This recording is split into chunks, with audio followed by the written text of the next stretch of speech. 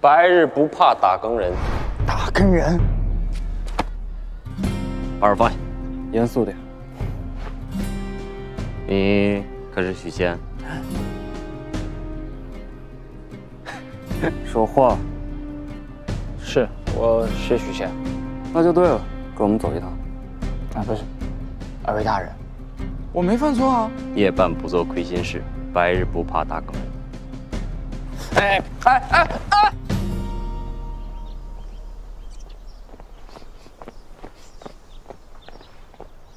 本宫怎么觉得身上一股子糊味儿？你闻闻，有吗？好像是有点儿。我闻闻你。我好像也是。一会儿准备下洗澡水吧，本宫要沐浴更衣。啊，好。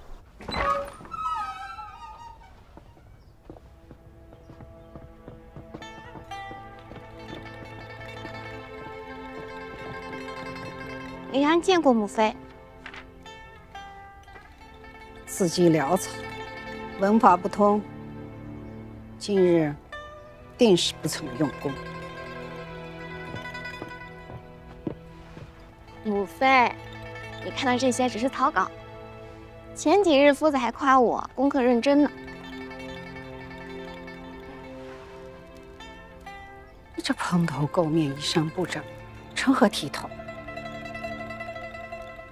回禀母妃，我林安这样，是因为去了4000剑研习炼金术，而且我炼制出了假银。这些术士都夸我比怀庆更聪慧，更有灵性。说吧，你呀，扎了4000剑之事，已经传到了宫中，明日便会传到众人耳中。到时候啊，大家便会讥笑你这个太子胞妹，样样不如怀庆，连东宫也跟着丢脸。母妃，这次是意外，我保证，我一定努力超过怀庆，不给太子哥哥丢脸。那二皇子才学武艺样样平平，却因为有怀庆这个胞妹，连带着皇上也对他高看起来。而太子样样出色，还那么疼你，你可不能让他因为你这个妹妹而损了声名。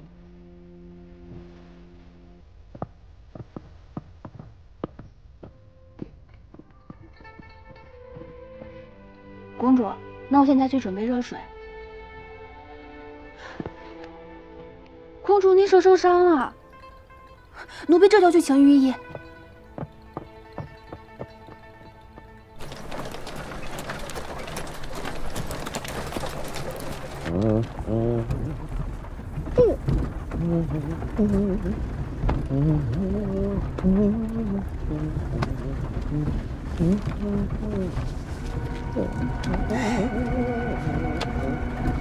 大人要是能告诉小人发生了什么，小人感激不尽。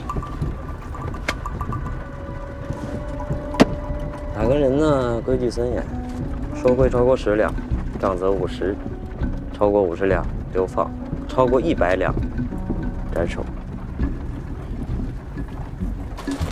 还是要遵守纪律的。其实吧，我就是奉命行事，具体内幕吧，我不清楚。不过呢，你人还不错，作为兄弟呢，我赠你一句：到了打更人衙门，该说的说，不该说的，打死别说。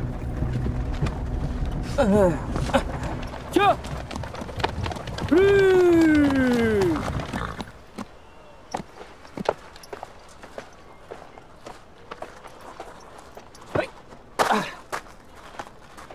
到了，这就是打更人衙门。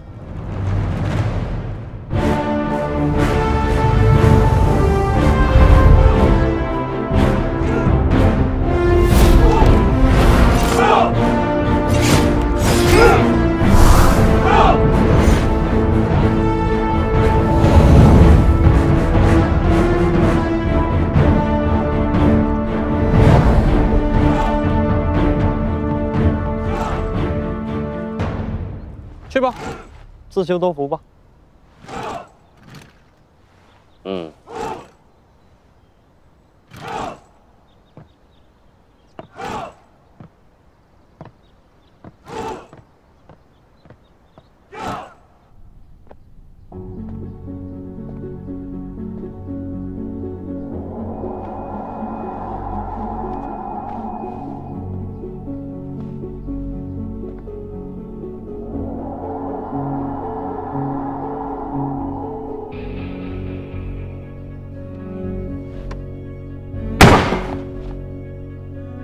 又见面了。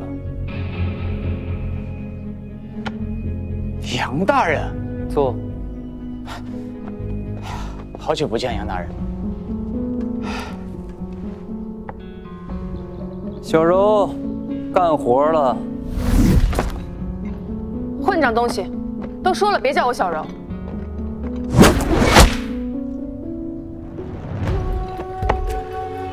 正好，给你试试我新研究的刑具。问什么，你就答什么。若是说谎，大刑伺候。是。许七安，你知道摄影案的幕后主使是前周世郎吗？听司天界的采薇姑娘说起过。你知道周丽要置你于死地吗？知道。所以你为了不被报复，先下手为强，绑架了威武侯之子，嫁祸给周丽，想搞垮周家，以除后患。大人，你在说什么？小人听不懂。威武侯之子被挟持那日，你未在衙门当差，去了何处啊？我去勾栏听曲了，虽有谢职，但确实与此案无关。那你怎么解释评书一事？衙门发放评书的记录里面多次显示你去了内城。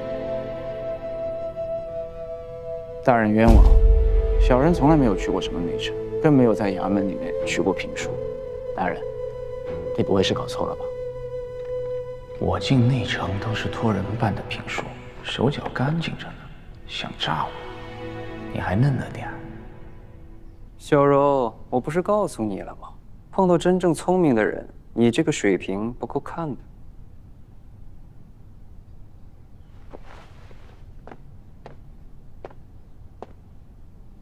不错，如果不是我们提前掌握了证据，就刚才的对话，说不准我们已经相信你了。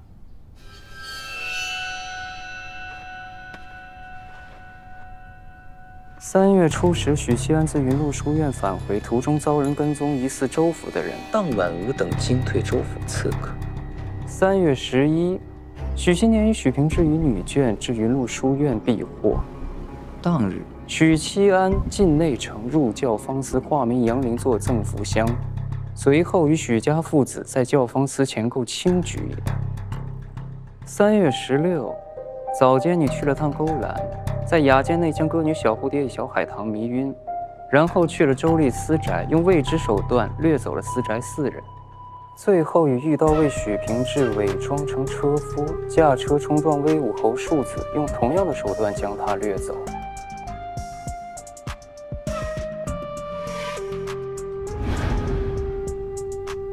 事后返回勾栏雅间，佯装喝醉听曲至半夜归家。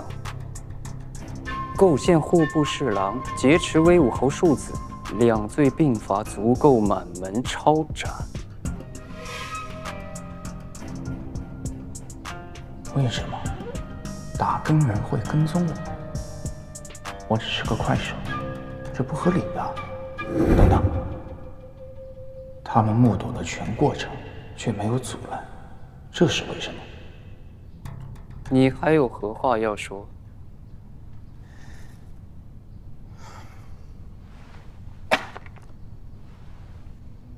小人认罪，这一切都是小人干的。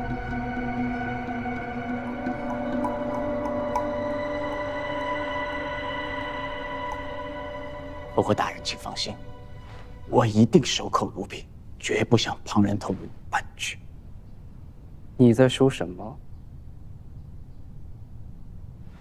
你们跟踪我，却没有出手阻拦，小人斗胆猜测，这周侍郎的阵地应该是大渊阳。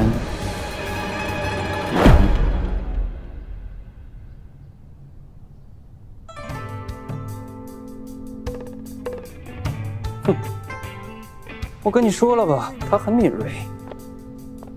不过，我们刚刚只是在试探你。如果在审问过程中你露出了破绽，亦或者是在铁证面前你被摧垮了心智，那么迎接你的便是真正的制裁。而现在迎接你的，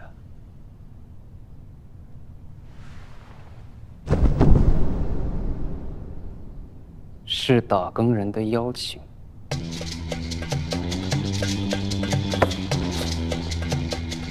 打更人邀请我。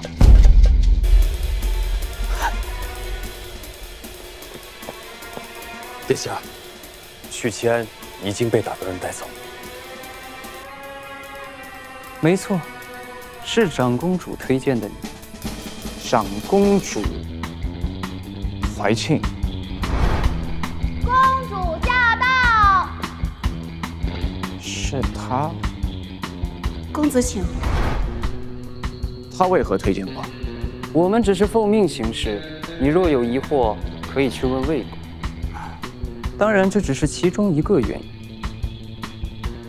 你是个人才，在试营案时我就已确认。不过我们打更人有自己的规矩，炼气境那是底线，你还差得太远。所以我们才要测试。不过很显然，你再一次证明了自己。都是狼池子要完，我们已经开始着手对付他。不过你侦破了税银案，确实帮我们加快了进度。哦，你们是看中了我的办案能力？我们看中你手灯够多，嘴巴够硬。哎，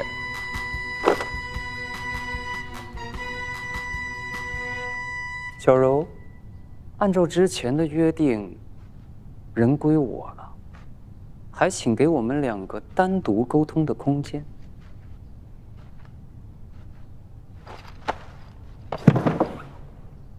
这个选择权在于你，是选我还是选他？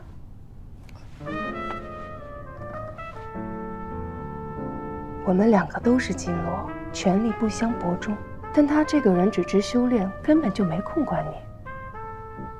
而你跟着我，我可以亲自带你，至多3、5年，你便可继承我的衣钵。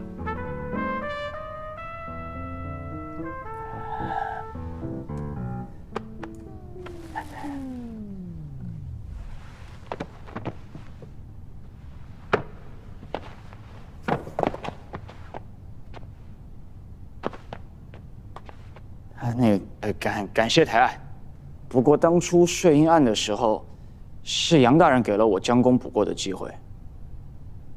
这份恩情我一直记得，我想在他的手底下做事。你可想清楚了，他可没空管你，他最多只会把你扔给手下的银罗，敷衍了事。小柔啊，很显然，人家对你那一套并不感兴趣。继承你的衣钵有何用？贴得近又有何用？成天抽人脊髓、掀人天灵盖的，多瘆得慌啊！是。说了，别叫我小柔。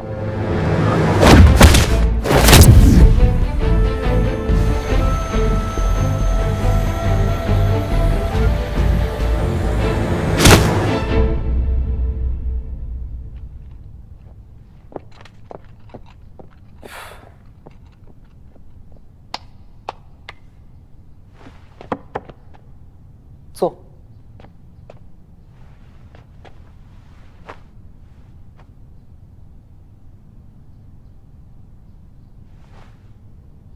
打更人金罗杨艳，以后就是你的顶头上级。你可以叫我杨大人，如果觉得不习惯，叫我燕哥、杨兄，什么都可以。燕哥。上当！以你的资质，在我手上走过这么一遭，可以说整个大凤京城你就可以横着走。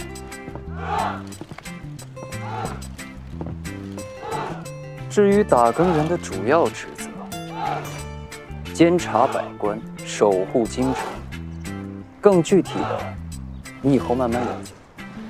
我先帮你去更改一下户籍，办理一下相关手续。晚点再带你见一下你的直属领导。杨大人，接下来的事情就交给你们两个。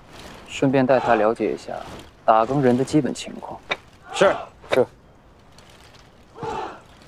燕儿，慢走。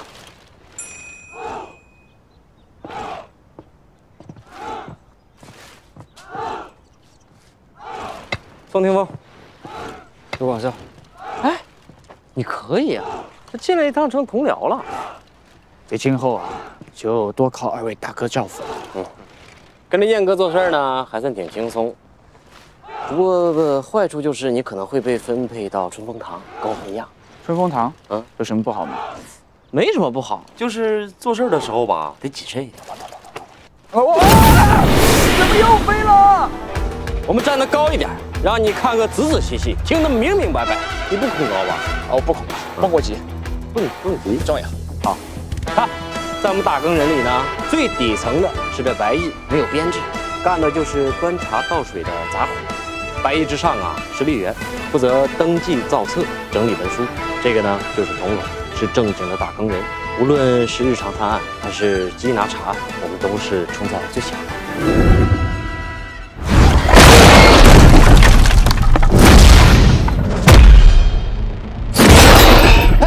有人跑了，你们怎么不上？哎呀，跑不了，习惯了。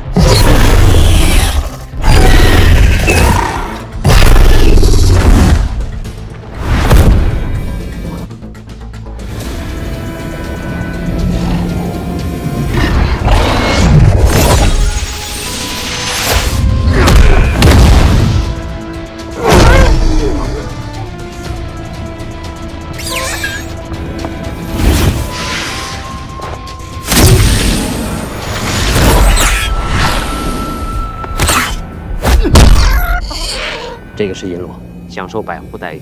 武力值嘛，你也看到了，我们上手也是白费力气。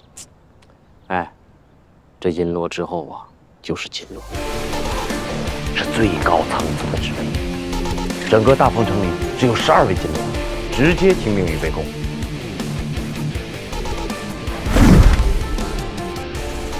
情况呢就是这样，你要是不懂啊，直接问我。入职打更人之前呢，还有一项流程——资质测试。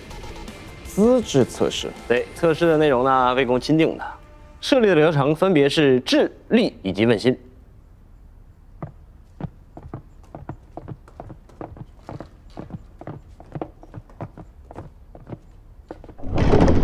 哎呀，天堂啊！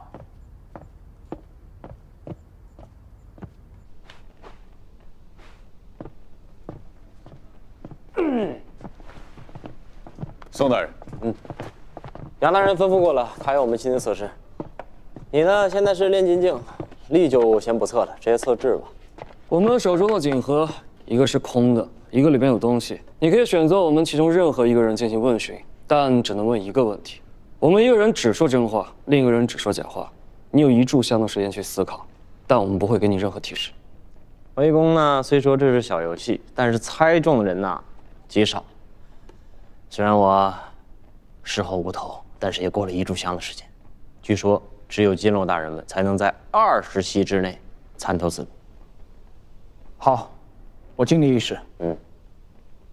开始。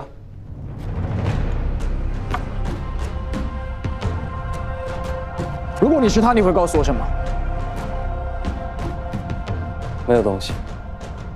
东西在这儿。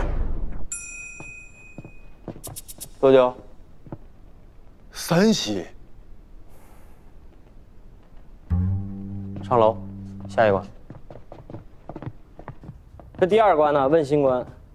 这一关没什么要求啊，但你要记住啊，随心而走。你要过于做作的话呢，会降低评分。评分？那是什么？你以为这测试是为什么呀？啊，评分4等，甲乙丙丁，你资质越好，越容易被栽培。我是乙，他是丙。丙上，此乃披天符，象征着武夫之道，披荆斩棘，一文狂澜。请问心将。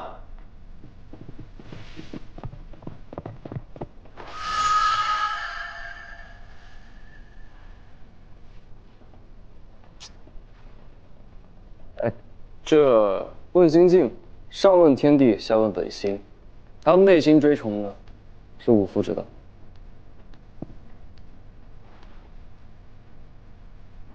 你随心而动，我不敢，别上楼即可。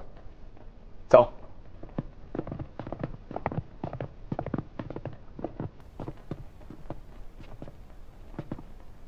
这位是？这是天地人三宗的宗门先祖，也是大风开国的第一位宗少。这你都不认识啊？磕的不像吗？哎，失敬失敬。那我们继续。是走那边吧？哎，不是你。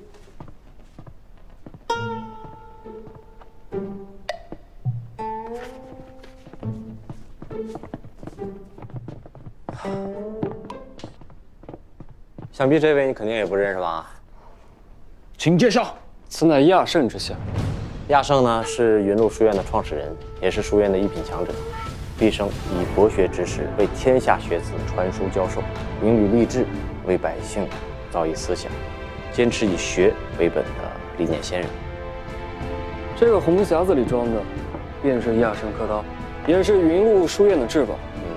亚圣当年凭此刻刀，保大宋一方安定。这云路书院的至宝，为何会在打更人衙门？自然是仿品呐，那真正的刻刀，封存在云路书院呢。我跟你说，这个东西威力可大了，而且与人有感应，这放出来威力无穷。得亏是云路书院给它压住。哎，干什么呢你？我跟你说啊，自亚圣逝世之后呢，这个刀啊就沉寂了1000多年了。宋兄，这把刀我能带走吗？给家里面小孩玩。拿走吧。多谢。我还有一把。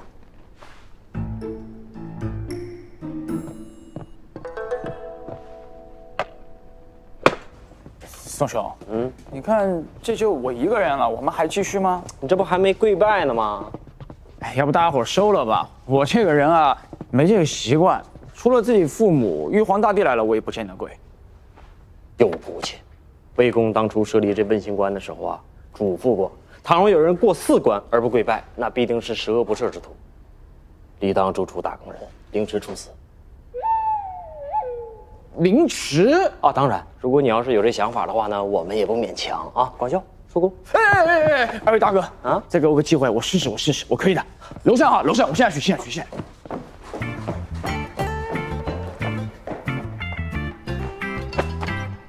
吾皇万岁！万岁！万岁！宋兄，我够不够虔诚？需不需要我再来一个五体投地？许仙，你能不能别整那有的没的？不是，我这都跪了，你赶紧给我记呀！记，广孝，你给他记上。你糊弄我们行，你糊弄得了问心镜吗？跟你说了嘛，那问心镜上问天地，下问本心，如有违心之举，皆无所遁形。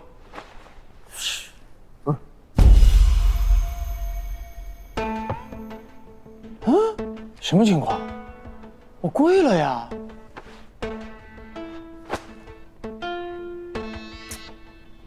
我跪了呀！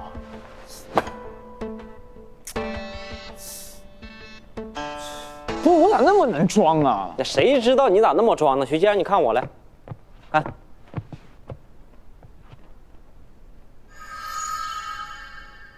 你看见了吗？你看像我们这种人呐，你就得背服的。咱们是哪种人？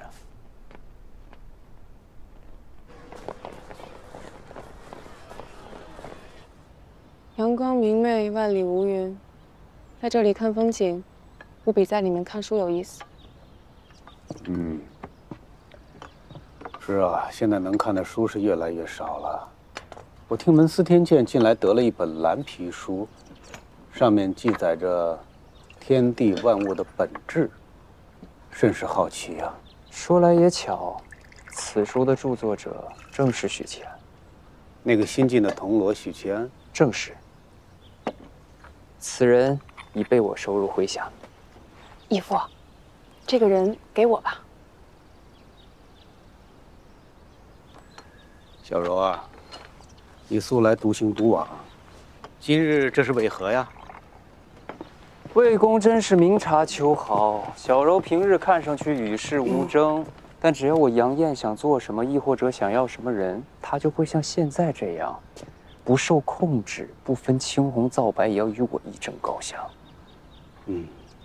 魏公啊，魏公，我可斗不过您的义子，您得帮着我点儿。你不是义子。哦，对哦。杨艳，我告诉你，你若再是叫我小柔，我就用我这抽几鞭抽你的筋，扒了你的脾胃狗。那是义父先教的。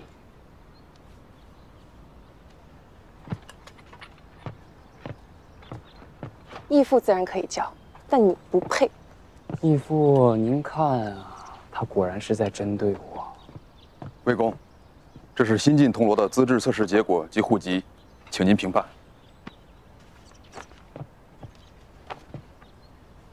小柔，当初你答题的时候用了几息啊？我用了15息。杨艳这个碎嘴子，用了19息。新晋铜锣许七安用了10息，还不错。能在短期内侦破税银案，这份才智不奇怪。负责记录的丽媛愣了7息左右。怎么可能？义父，这个人一定要给我。可惜，你晚了一步哟。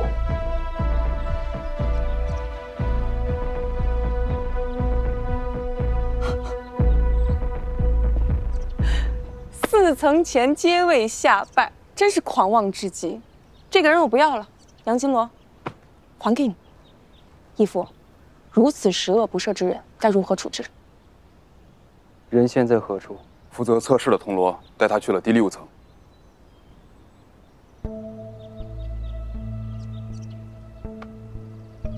魏公设立这问心镜时啊，确实有交代。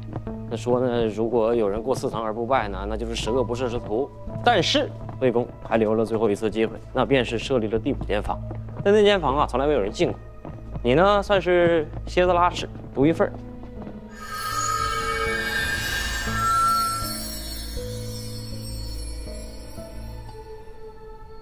宋兄，这些不会都是问心镜吧？自然。问心镜前，任何有违背本心的事儿都是徒劳。规则一样，你只有1炷香的时间，好好把握。写完之后呢，你敲敲门，我便自然知晓。小兄弟，加油吧，努力活下来。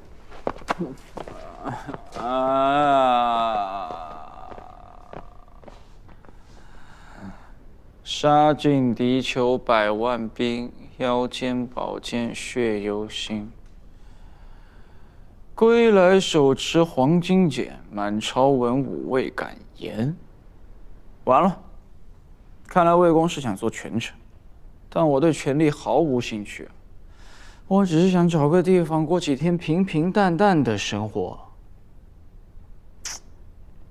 不行，不能慌，我得冷静，仔细思考。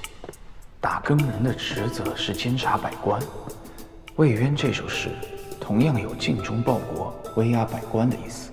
这首诗摆在这里，不是斗士，而是共情。倘若那个无君无师的十恶不赦真的秉性恶劣，问心官吏是无法对抗本性，强行写出共情诗的。反之，证明他还有可取之处，魏渊才愿意给这个机会。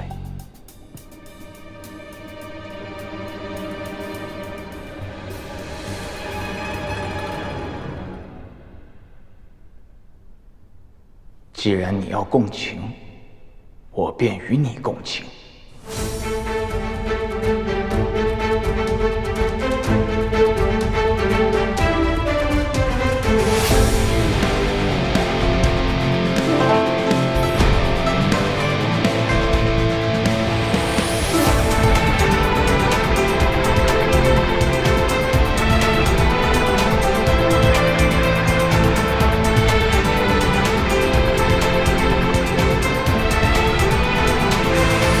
耳时耳录，民知民高，下民易虐，上天难欺。这个小快手的意思是，他吃的是百姓的脂膏，而不是帝王家的。荒谬！杨艳，你觉得呢？属下不知。等他从铜锣晋升为金锣之后，你便知道了。义父难道觉得他日后可以成为金锣？只要他是武者，便没有问题。三教各有各的规矩，术士受人间气运拖累，五谷亦然。这世间唯有武者是最为纯粹的。我虽然也厌恶以力犯禁者，但是不得不承认，越是桀骜的武者，越是勇猛精进，心中无所惧，无所敬，日后方可颠倒乾坤。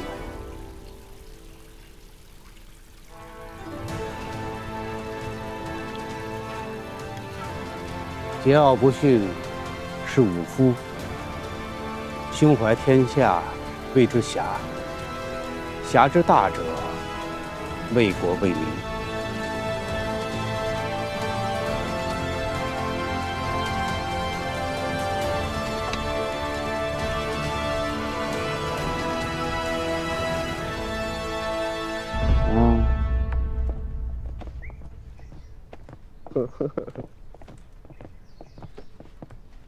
哎，你叫两声，叫，宋兄，叫一声。宋兄，哎，这何时能有结果呀？哎呀，结果已经呈上去了，且等着呗。呀，来了。朱兄，可是有结果了？没有。但是杨大人吩咐我，让我们带你去洗髓。洗髓？正式加入打更人呢，打更人衙门会给你一次提升实力的机会，用药物洗髓。开始。这是啥呀？深不见底的洗髓池。这就是洗髓池啊！往下。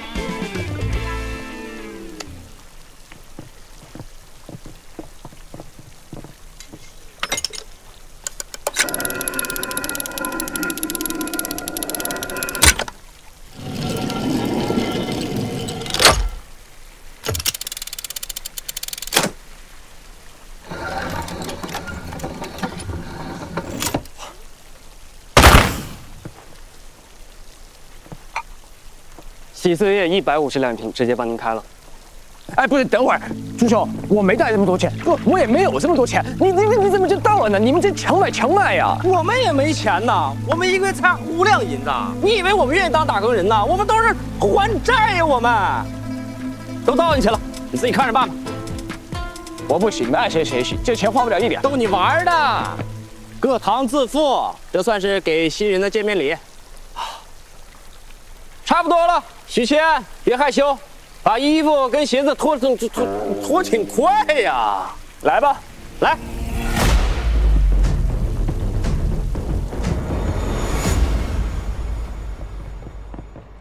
杨艳，你把许七安给我，我用1个银螺跟你换。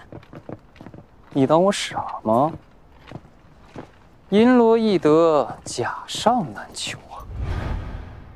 你每天锤炼一直根本没时间带人，2个银螺。2个，100个都不换，我是没时间带，不过有别人替我带。你麾下的银螺街外出办公，哪还有人？我春风堂那可是人才济济。春风堂，李玉春啊，他那眼睛里面容不下沙子的性格，能容得下许七安？我告诉你，不出3日，鸡飞狗跳。我不同意。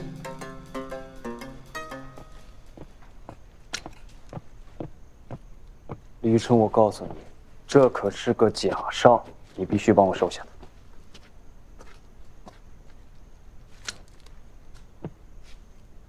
我跟你说话呢，你这强迫症又犯了是吧？我强迫症就是犯了。绑架、陷害、勾结、撕天剑，不无王法。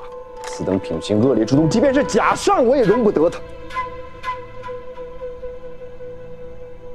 杨金罗，你身为执法者，理应将他逐出大根人衙门，以儆效尤。我真想把你逐出去。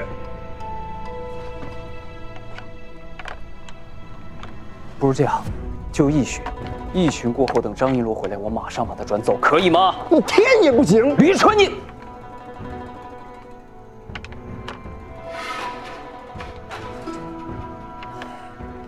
退下吧。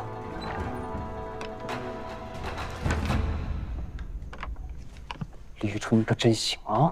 你就这么对我，你就这么对你小舅哥？行，我现在就去告诉我堂姐，因为你，他的堂弟无法调任下属，致使颜面扫地，打个人，其他金罗都嘲笑他、羞辱他，他金罗没法干。哎，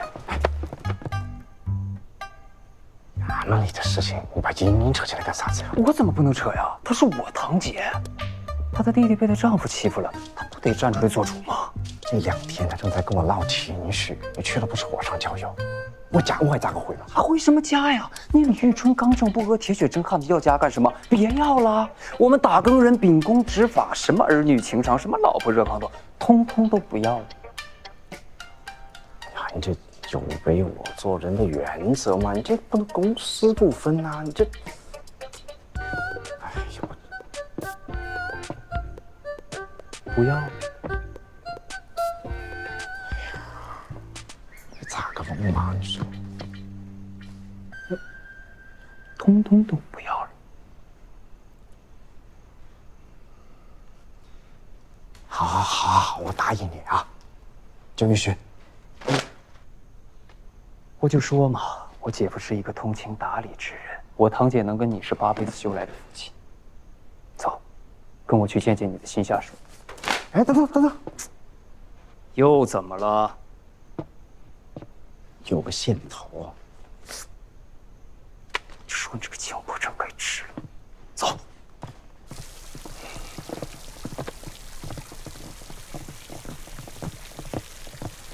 杨大人，头。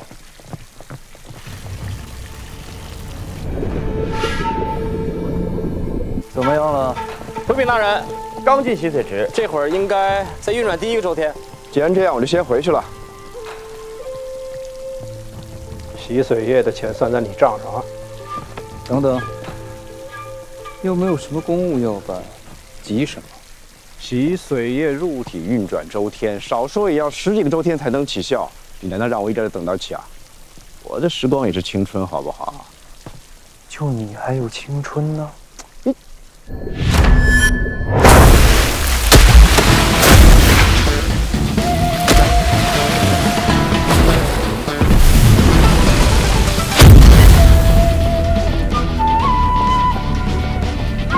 ？1个周天。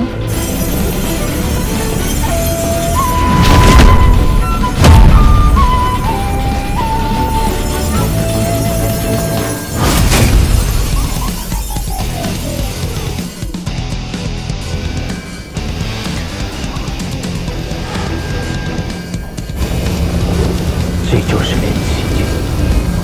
以我现在的状态，能打10个从前的自己。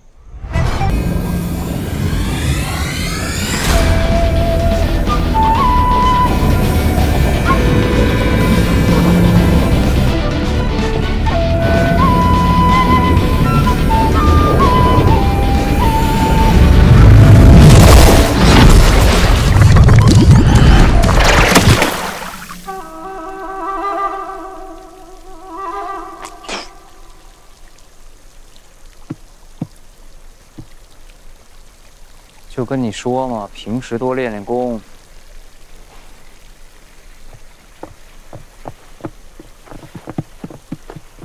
谢大人，对不住，不好意思，小的是刚才实在太激动了。哎，刚才实在是太激动了，不好意思啊。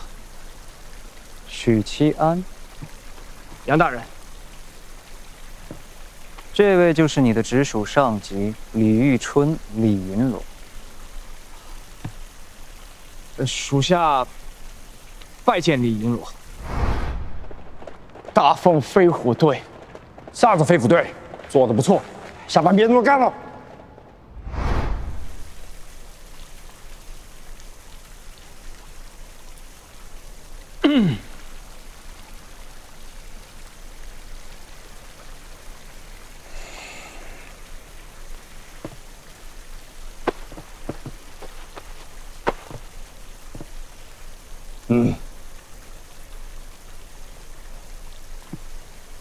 属下曾与李大人有一面之缘，您可还记得？哦，原来是老朋友，那就简单多了。李银罗，人我就交给你了，你要帮我好好管着。哎，杨大人慢走啊！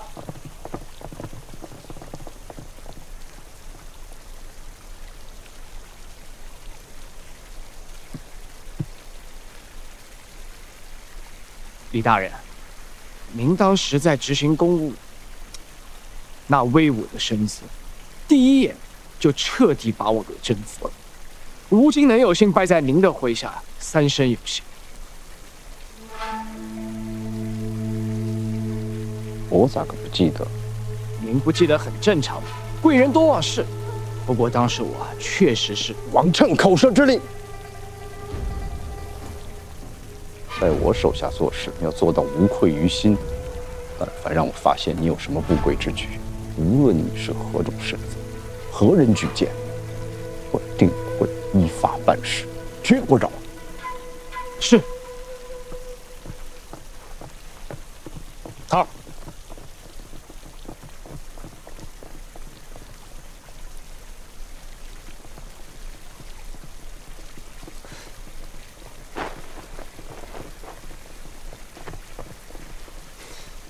Yes， 我终于加入大根人了。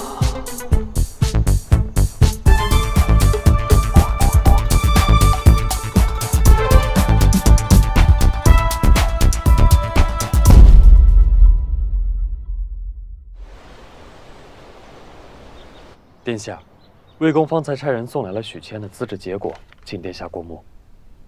耳识耳录，明知明高，下民易虐，上天难欺。这假上多年未有，殿下好眼力，竟能一举选出如此人才。公主驾到！怀清，我听说你举荐了不少人才去打更人。是啊，打更人乃天子耳目，我举荐人进打更人，为的是选贤举能，为的是我们大凤有人才可用。谁不是呢？我也是一心为了大凤，鞠躬尽瘁，焚高祭鬼。我还有要事，你自便。哎，别走啊！我话还没说完呢。刚子，哎，赶紧让长公主看看，咱们举荐的打更人是什么等级？赵甲以上。哦，以上，这是什么评级呀？这打更人的考察资格甚严，这个赵甲能被评为以上，凤毛麟角。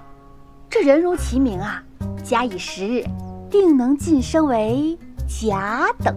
哦，甲等，这又是什么评级呀？这甲等啊，可是金罗资质呢，据说会成为打更人的重点培养对象。哎，听闻长公主殿下此前举荐之人，好像最高也就不过是以中吧。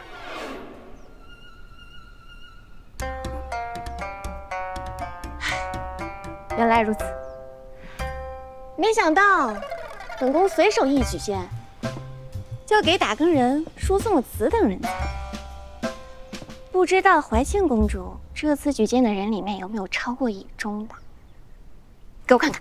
哎，干嘛呀？我就想看看，怕了？我有要事，很忙。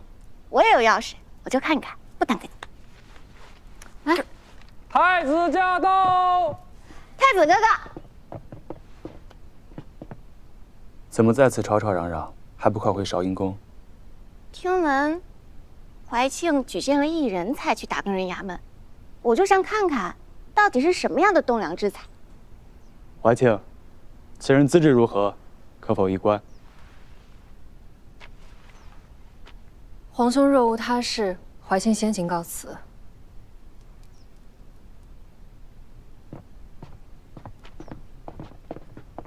快看看。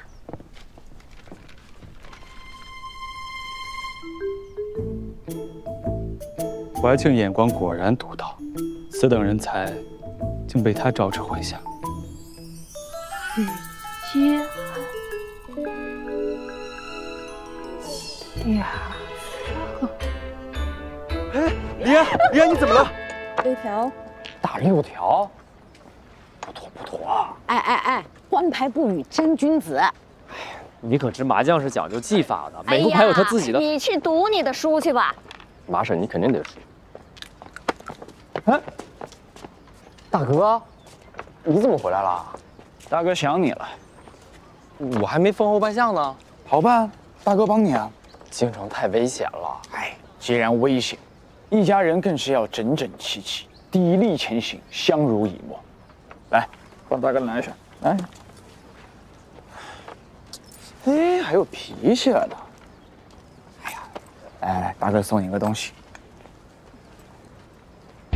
呀，深刻刀。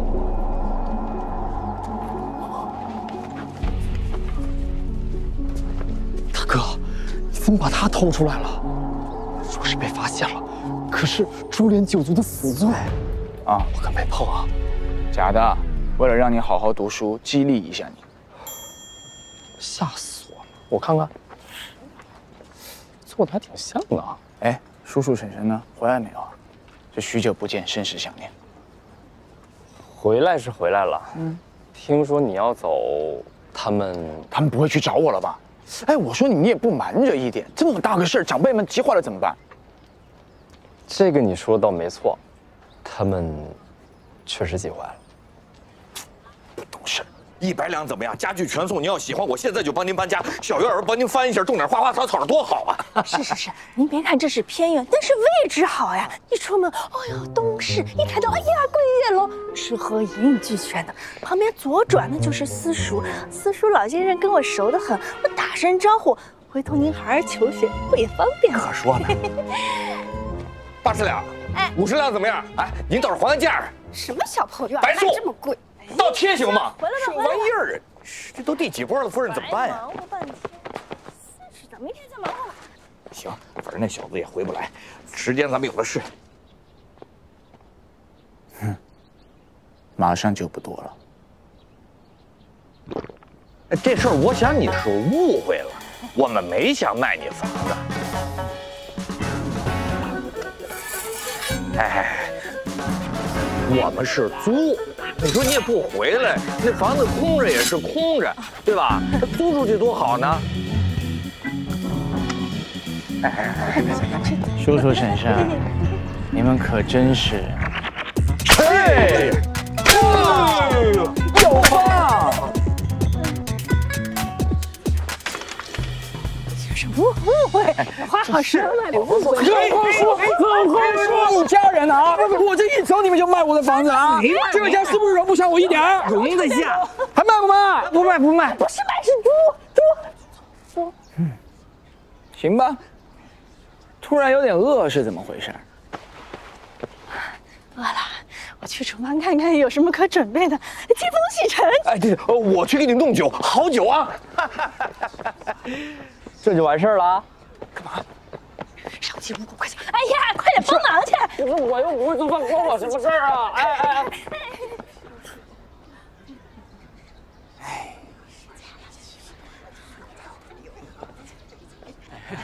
吃瓜吃的差不多得了，家丑不外扬，打你们麻将去吧。什么？你到练气境了？这是有练神经的高手帮你吗？啊，那不是，我是在我们衙门用洗水液洗了水，后来又泡了什么药浴啊，反正折腾了老半天。结束的时候啊，内城都已经关了，所以我才没回来。哎，对了，二叔，我已经开天门了。洗水液？我闻闻。哎，不是干嘛呀？这可不是便宜东西啊！你们长乐县衙还舍得给你用这个？哎，不是。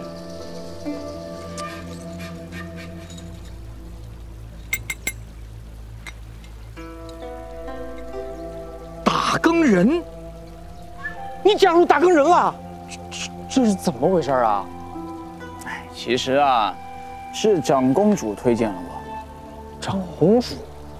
一开始我也纳闷呢。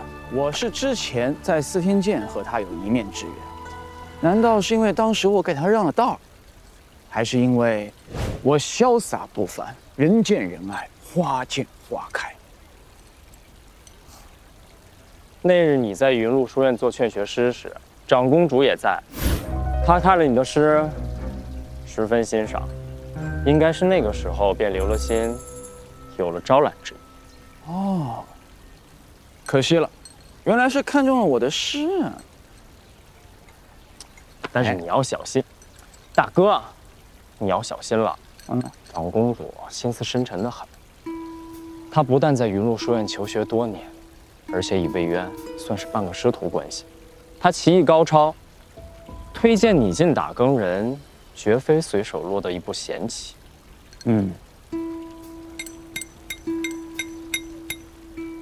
哎，慈舅。你好像对这些大人物都很了解嘛。天下学子，皆以魏公与长公主为榜样，我知道这些并不奇怪吧？那你快跟我说说，魏公是个什么样的人？他平日有什么喜好？对了，他的胃口啊，生辰八字啊，哎，他有没有什么小癖好？大哥。你休想这些旁门左道的东西了。不是，那什么叫旁门左道啊？这叫投其所好。你想想啊，如果我要是投魏公所好，那咱们老许家不是平步青云吗？你小心作茧自缚。爹，你快说说大哥，在哪儿学这些乱七八糟的东西？二郎啊，你大哥这是想得周全，快把你知道的都告诉你大哥啊！哎，但是宁燕呀。打更人衙门不比长乐县衙，你在那儿一定要谨慎小心，切莫惹得长公主生气呀。是，不如这样，你呢把我也引荐到打更人里去，你看咱们叔侄二人在一起，到时候我还能帮你，是吧？二叔，你想进打更人啊？嗨！我还不是为了咱们两个人能有个照应啊！进打更人是要测智力的。嘿，那不正好掉我碗里去了吗？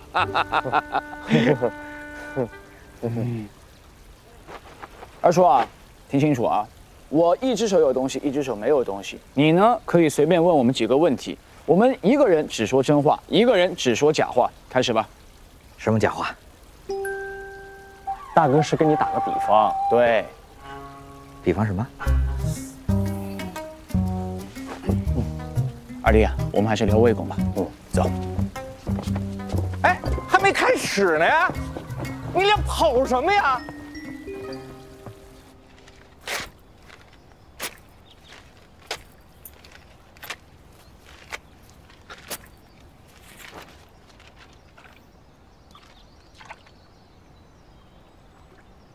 李安。太子哥哥，这怀庆分明故意在压我一头。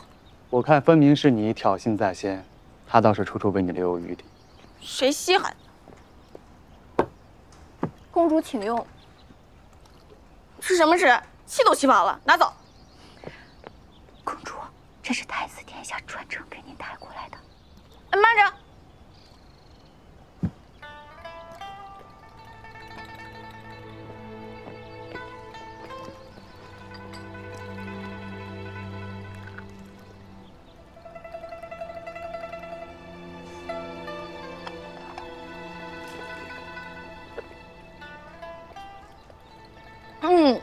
好吃。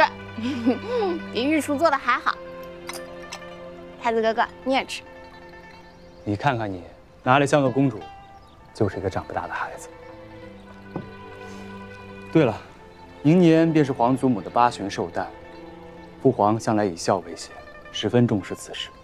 届时不仅会大赦天下，还会在太行宫举办万国诗会，以此贺寿。皇兄你就放心吧，我已经招揽4方才子，为万国诗会做足了准备。其实我不想让你参加诗会。母妃向来严苛，凡事要求上有。你身为公主，这宫中的大小事务，都要备以怀庆做比较。母妃如此，旁人更是如此。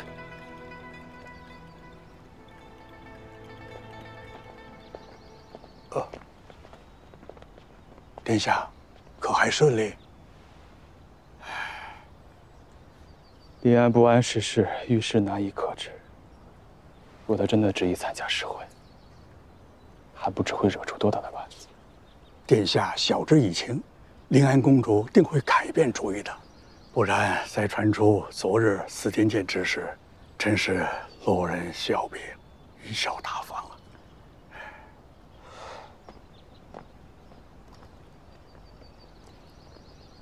刚子，哎，着手准备一下，打明儿起，咱们就搬到宫外的宅子住。啊，咱们宫里住的好好的，干嘛又搬到宫外去啊？我们要准备诗会啊，在外边招揽学子方便些。不行啊，公主，这前不久贵妃娘娘刚骂了您，这会儿啊肯定不会同意的。呀，放心吧，主要是为了个好的事情，母妃是不会怪罪的。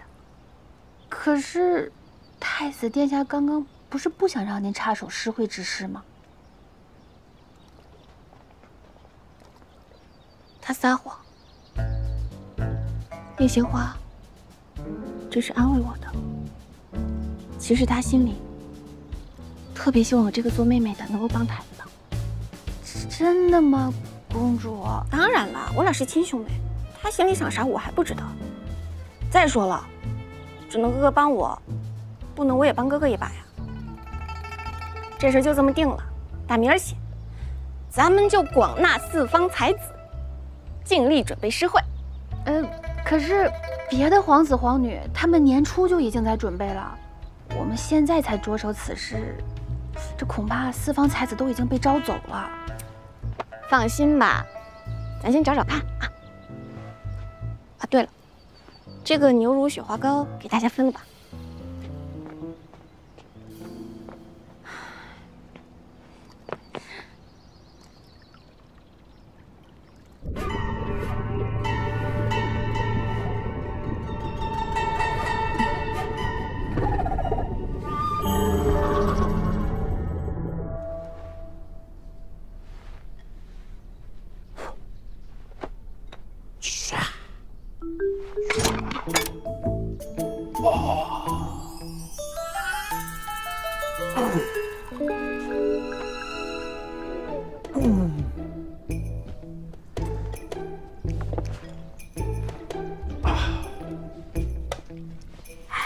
要这样子，多久了？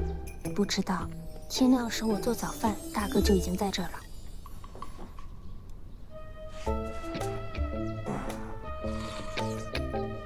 许宁呀！哎，正好，你们帮我看看这件衣服合不合身？我怎么老感觉这袖口有点紧呢？你在做事，你吃不吃早饭啦？我知道了，一定是因为我最近练武，这个身材健硕了许多。我说这个裤腿怎么也那么紧？哎，昨天太兴奋了，忘记量尺寸。今天去衙门，我一定量件新的。一定要整身新的。他是不是到实行谋来了？他可确实奇奇怪怪的。前几日还要死要活不想去当差，今日就这么上线，那能一个样吗？他现在是打更人了，那些虚吏看见他都怵他，不给他上供就不错了。爹爹休要胡说，大哥可不是这样的人。我看啊，大哥应该是真心想为百姓们做事儿，所以才会如此珍视打更人的身份。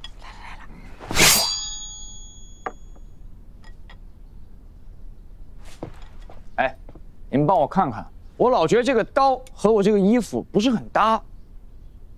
挺搭。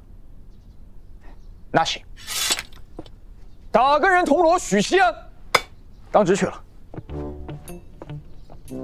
得瑟！我想当年不这样吧。目不坦善。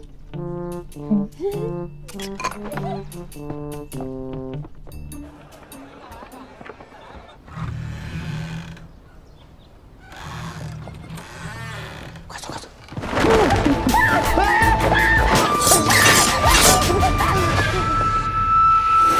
打更人日常一，抄家。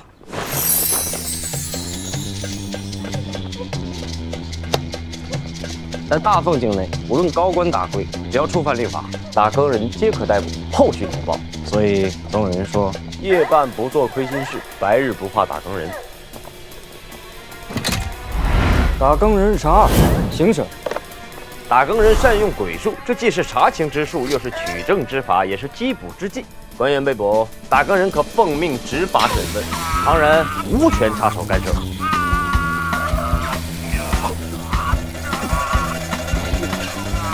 还有一个规矩，未经南宫大人允许，任何人不得私自以求相见。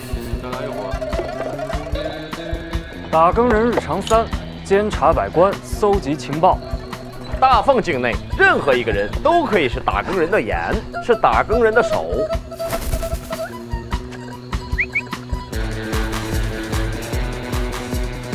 天机阁密不透风，汇聚天下大小情报，旁人难以靠近，打更人才有这实力。不管你是公理护兵，我们都有调查的权利。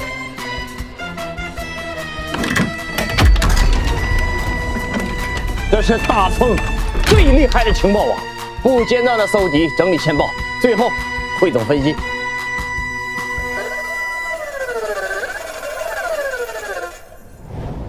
以上这些，加上查案、巡街、城防，就是打更人的日常。许谦，你准备好了吗？准备好了，完全准备好了。来吧，我们今天是抄家呢，审问，还是送情报？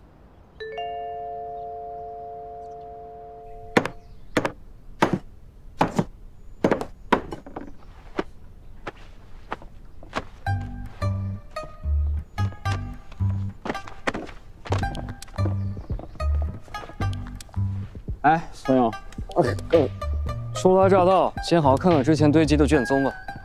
哎，啊，不是，那是打更人日常啊，这就是打更人日常啊。打更人日常四，清点卷宗。啊？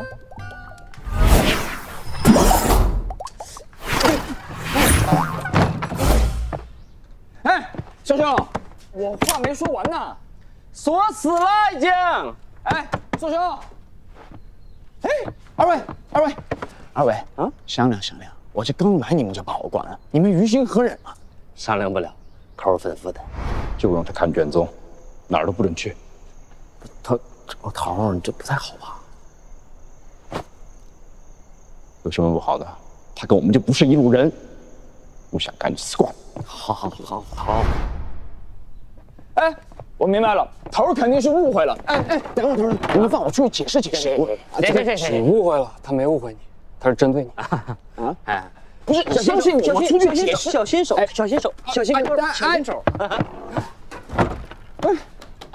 人呐，把这窗户给我封死！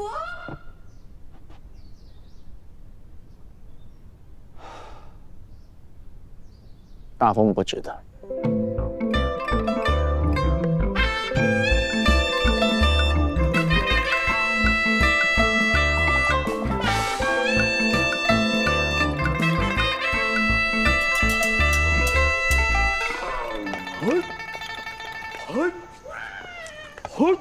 爹，大哥出去那么久了，怎么还不回来？一会儿我去打更人衙门看一眼，用人不能这么个用法。这么大个人了，该历练就是要历练啊，多余担心了，不妨事。不是这台词怎么这么耳熟啊？这不前2集说过呀？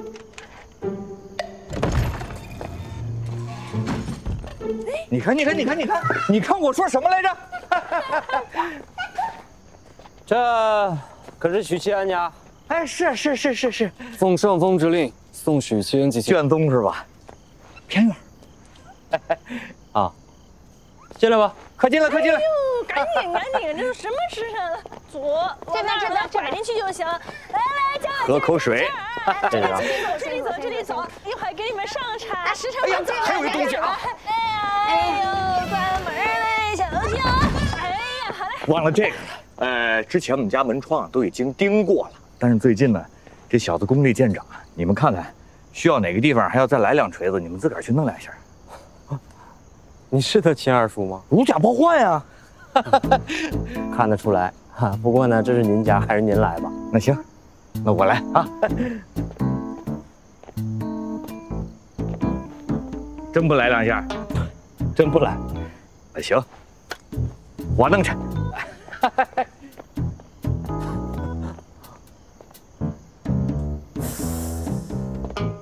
许七安，你家里人真是妙啊！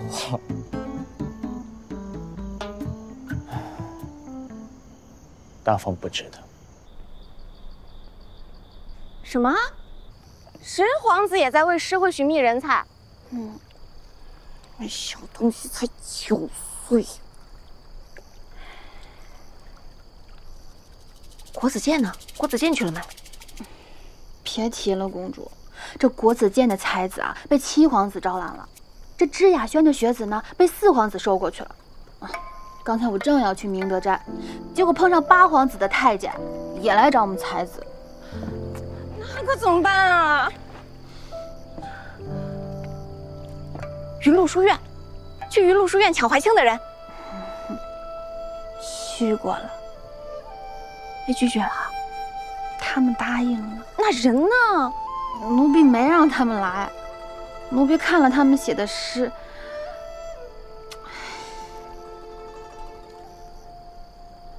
写诗，云麓书院持善兵法策论，不善诗词。哎呀，可不是嘛！你说这偌大的书院，连一个会写诗的都找不出来啊！这前些日子那首《绵阳亭送别》，还是他们从一个胥吏那儿强取豪夺过来的。有这事儿啊！公主请看。疏影横斜水清浅，暗香浮动月黄昏。公主觉得此诗如何？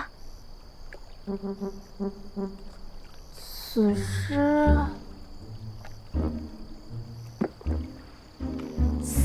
似乎……此诗啊，是近日教坊司传出的惊世佳作，仅凭这半首诗，却震动了整个大凤诗坛。真这么神啊？我还听说这4皇子、7皇子、8皇子、10皇子都派人在教坊司门口蹲了好几日了，就是要为了找到作诗之人，好将此人纳入麾下。此诗甚妙，就他了，不惜一切代价替本宫找出作诗的人。是，赶紧去呀！杨凌。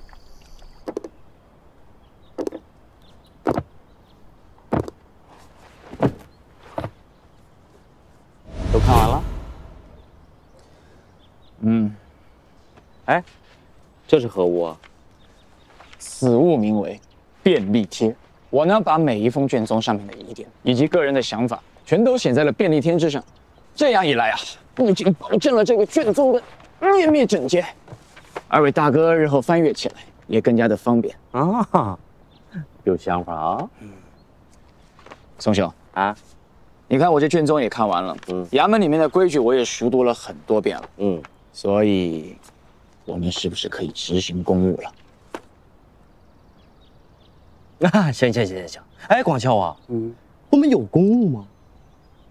有啊，有，好兄弟，好兄弟。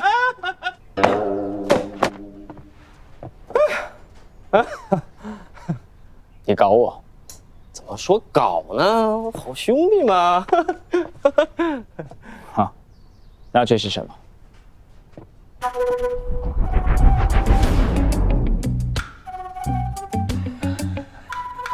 上菜。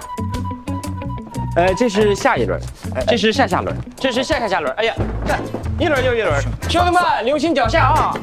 哎呀，啊，兄弟们辛苦了。哎，把门关好啊，严丝合缝的啊，一点不能漏啊。好嘞，啊，对了啊，虽然我们这些卷宗呢不是什么机密要闻，但是你要保管妥当，一旦被人偷看或者是有损害，衙门是要问责的啊。我，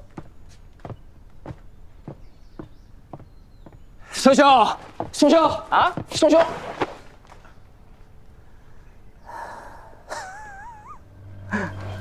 师兄，你帮我跟头说说呗，你帮我问问他也行啊。我这看卷宗的日子究竟什么时候是个头啊？这事儿我插不上嘴，你先松开我腿。你听我说说，你不说我绝对不松开。我这天天关心小废物，我都快抑郁了。你知不知道现在有一个恶疾叫近视眼儿？我现在看字我都眼花。你再不撒开，我就眼花了。你撒开，你帮帮我嘛，双兄。双兄，咱俩是不是好哥们儿啊？你们帮帮忙，真的。你心疼现在兄弟，反正我不松，我要出任务。你带我去执行公务。我有气急了，我要出任务啊！小心屁股啊你！台阶，台阶，台阶。宋铜锣，你阎罗召唤啊！听见没有？头叫我了。你要不先回去吧，要不你继续看卷宗。还有许铜锣也一并传唤。太康县的大黄山出现了妖物的踪迹，吃了不少人。你们去跑一趟查明情况。如果妖物的等级不高，当场格杀。军兆府也会协同办案，他们的人已经在衙门外等着了。遵令。许七安，你跟着一起去。遵令。大黄山地势险峻，你们一定要互相协作。好。还有，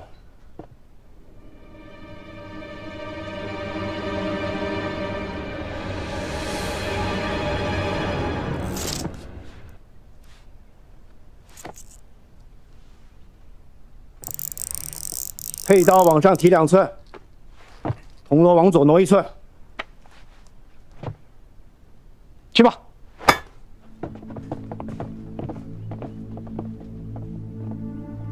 京兆府也点名要他，这个许启安到底是个啥子来路？许七安，你小子究竟什么来路啊？头怎么突然对你转了性了？不知道啊？难道是因为我整理卷宗，任劳任怨？哎呀，不可能！头出了名1根筋，他认定的事儿啊，没那么容易改变。我知道了，啊，头是想你死在外。哦，没错，哎，去年不是有个那个什么小谁不就死在外面了吗？山上的笋都被你剁完了。对呀，光需要你说2句，你看我自己我能编得过来。卑职见过3位大人。不是，你这打更人日常外勤骑马就行了，你马车没必要了吧？事关妖物，陈大人请了司天监的术士协助调查，一同前往。司天监？是。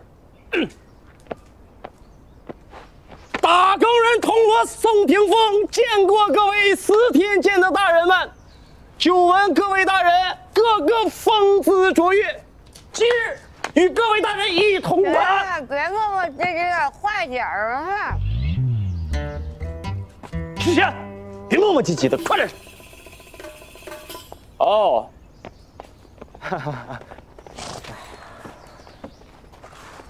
许七安。采薇姑娘，果然是你啊！别骑马了，来马车里坐吧。行啊，这给你吃。谢了。进去，我看。这啥情况啊？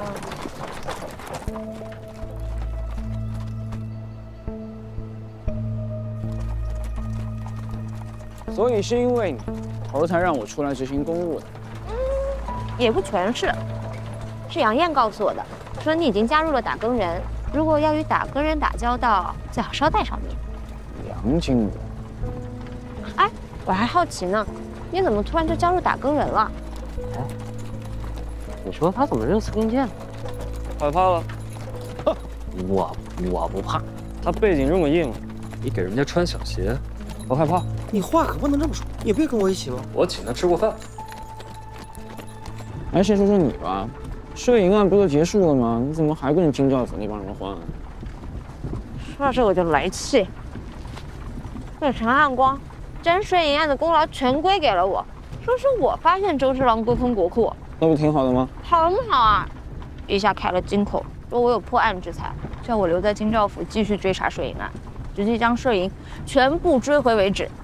烦死啦！是你们听的，走啊！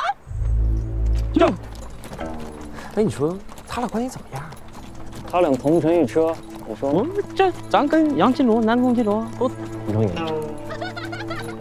许谦，真有你的呀！你完了，许谦，真有你的呀！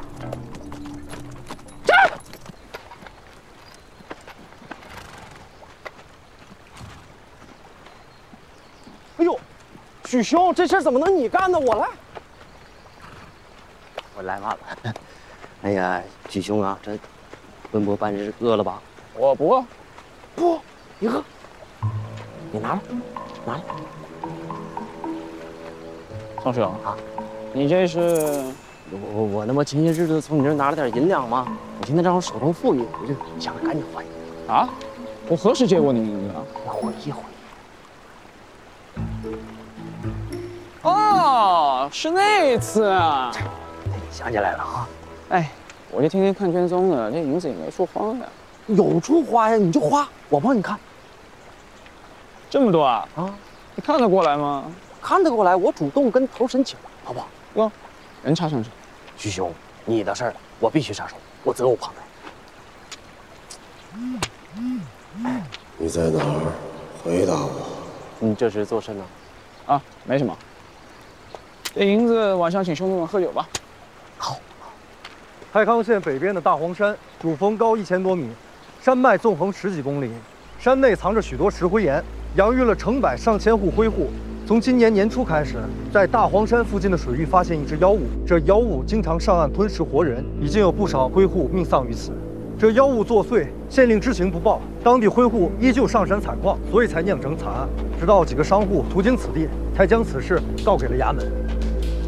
这就是当地灰户采集石灰岩的地区了。对，大黄山有优质的石灰岩，还有丰富的铁矿，可以用来锻造开采的工具。灰户在这儿开窑十分方便。啊，这柴厂而灰美，一般而利口，所以说那赋税啊就稍微重了一些。不让采之后呢，就断了后路。苛捐杂税，催生流民，民脂民膏就是最美味的食物。奇怪，有什么发现啊？就是没有才奇怪。刚才我上山时便一直在留意，起初我以为是山岚叠嶂，视线受阻。可是你看这里打斗痕迹都这么严重了，我竟闻不到一丝妖气。大人，洞内还有一些线索，我们进去看看。走，这哥们儿挺虎啊。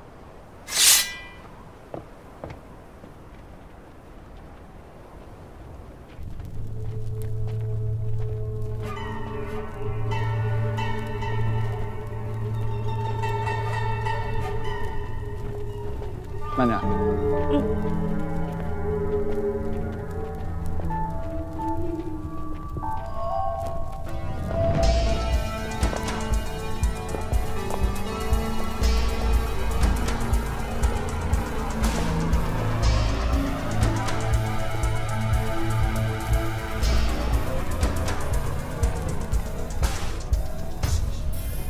慢点。这土窑挖那么深干嘛？都一盏茶的时间了，还没走到底。或许是在看到什么东西。慢点啊！哎呦！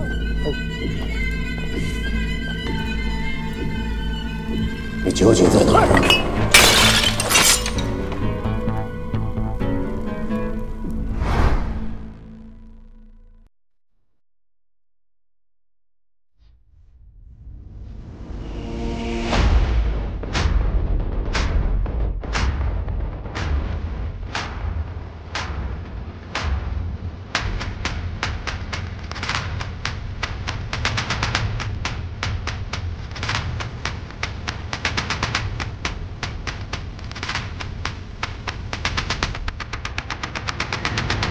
今宵满了回魂，风险来几根前，风吹熄我提灯，黄昏上长轩门，一声声不了暗空间。一个我这般人，嘲笑如若惊凌晨。风此来不休多闻，高云内四海间，四个宝马半天只见迷山踏尘。这一步一西风，宁与书相争，这不与他沉沦。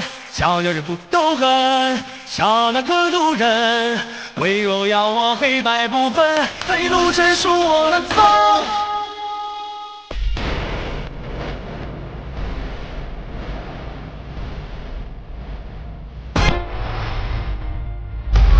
我到来找何人？可会心怀大人？天空雾罩夜深，只有我心飞着，这光临为生。我不为生为尊，将我傲意精神，善意之心为的少年威风。今宵满了回魂，风险来几根筋，风吹熄我提灯，望长长轩门，一声声不闹更天。敌有我这般人，嘲笑如若惊凌晨。此乃不休多闻，风雨内四海间，四个我万马奔腾，只见迷山踏尘。这一步一西风，宁与书相争，这不与他沉沦。小鸟人不都恨，笑那个路人。唯若要我黑白不分，黑路真属我难走。我来者何人？可不心怀大人？天空雾罩夜深，只有我心飞着，这一光临为生。我不为争为尊，将我傲意精神，善意之心为少年威风。我来者何人？可不心怀大人？天空雾罩夜深，只有我心儿飞着，这一光临为生。我不为争为尊，将我傲意精神，少年神来生云峰。我来者何人？可不心怀大人？天空雾罩夜深，只有我心儿飞着，这一光临为生。我不为争为尊，将我傲意精神。少年神来生云峰。